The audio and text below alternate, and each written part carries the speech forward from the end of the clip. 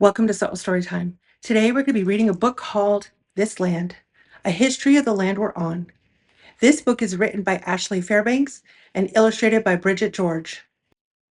Both author and illustrator are Anishinaabe artists and writers. I look forward to reading this book with you all today, and let's get ready for story time.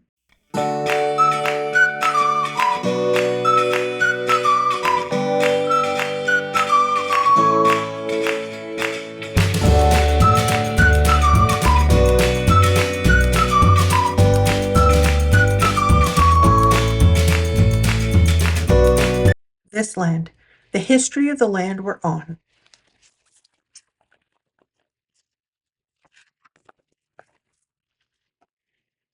This is my house. I live here with my family. Before us, another family lived here. Before that, another family lived here too, and another, and another. Before our house was here, there was another family with a different kind of house, a wigwam. There was a whole village full of families, laughing, cooking, and playing. There were even annoying little brothers. But when people came here from Europe, they forced most of those families to leave their homes.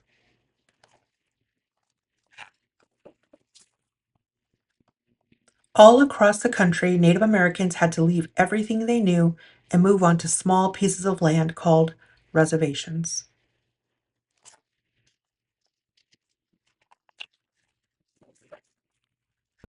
But despite everything done to them, many Native American people still live in my city today. Like my friend TJ. He's Anishinaabe, and he lives with his grandma.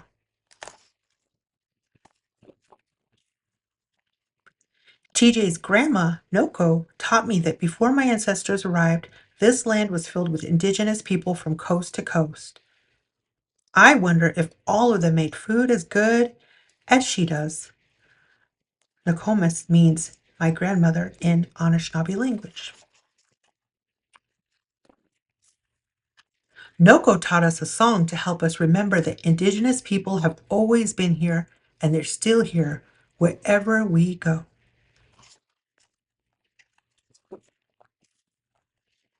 This land is sacred. This land is living.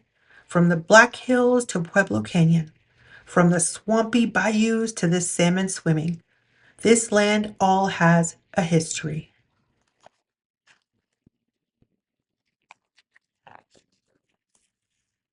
Now, whenever my family goes somewhere, I ask, who lived here before the people who live here now?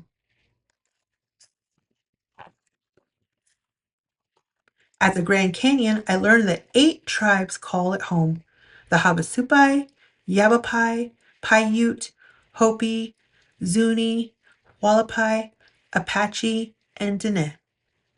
Their relatives have lived here longer than anyone can remember, even the really old people. At the Golden Gate Bridge, I learned that the Ohlone have been fishing here for thousands of years.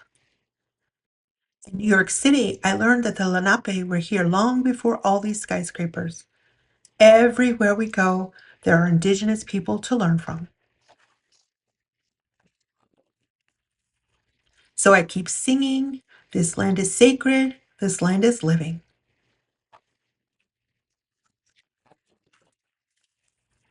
This land all has a history, even my backyard.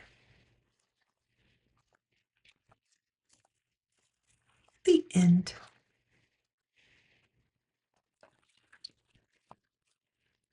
Thank you so much for reading This Land, the history of the land we're on. I hope you enjoyed this story as much as I did.